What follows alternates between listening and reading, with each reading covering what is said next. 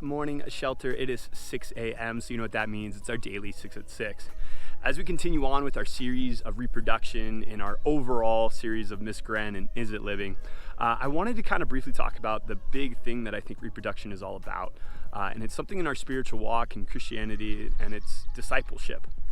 You know, it's one of those things that everywhere that you go, amazing organizations, successful businesses are all practicing discipleship. They might call it different things. They might call it an internship.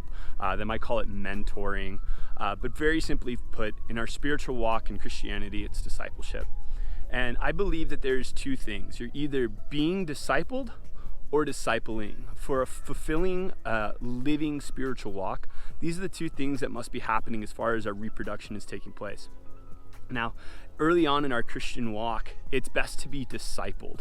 You know, jumping into a leadership role right off the bat is not something anyone really encourages, largely due to the fact that there's so much to learn. There's so much history to dive into. There's so much understanding about your own faith that still is yet to be explored. But as we get older and as we've gone through that discipleship process where we've taken on somebody as a mentor who has been in the faith a little bit longer, that can teach us, that can replicate the behaviors, that can replicate the morality of what it means to live a very living Christ-like life. But as we get older, it seems to be this thing that we don't know when is the appropriate time to jump into being the person who's discipling. I think so much of the time we have this idea about ourselves that we don't think we're the ones that someone else should learn from. Simply put, we look into our own lives. There's this moment of introspection where we just go, but if somebody found out, they would never learn anything from me. But I think what's amazing is what was talked about yesterday with Lenny and Justin, is that there's those things that need to be discussed. That in Christianity, there's not this thing that we're striving for perfection. We're striving for improvement. We're striving for what Justin always says, is righteousness. There's these moments where every single one of us falls down. I mean, you can take a look at pastors from all over the world who have slipped up, who have made mistakes, and then the world kind of shuts them out.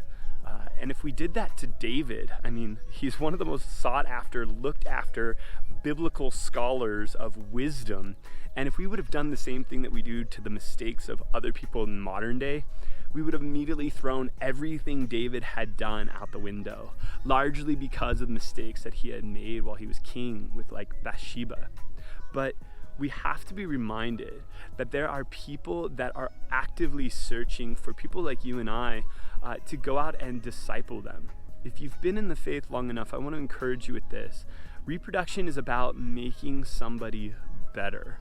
It's taking the parts of us. It's like a cell dividing. It's taking the parts of ourselves that we want to replicate, that we want to instill into somebody else, and have that part of us live in somebody else.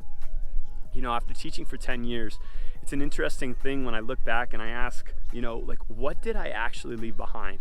At the end of the year, this reflection process takes place every single May. Is like, man, what are these kids walking away with? What is there something that they're doing? And every single year it's a big question. But this year I've actually had one student who's reached out to me almost every single month, and his name is Seth. And he has definitely been one of those things that reminded me that what we taught in class was something that was actually being acted out further on, where he would say, man, you know, after having you as a teacher, it made life simpler. The practices that you gave us, I've implemented.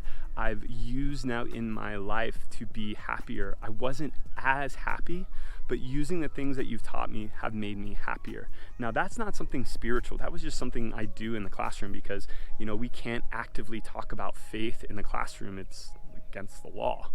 It's a shame, but it is.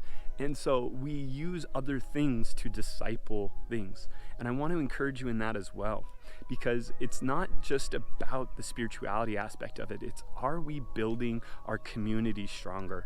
Are we replicating the morality that Jesus wants us to emulate in the people that we're most surrounding ourselves? Could it be at work? Could it be, you know, at school? Could it be wherever it is that you're currently living your life now?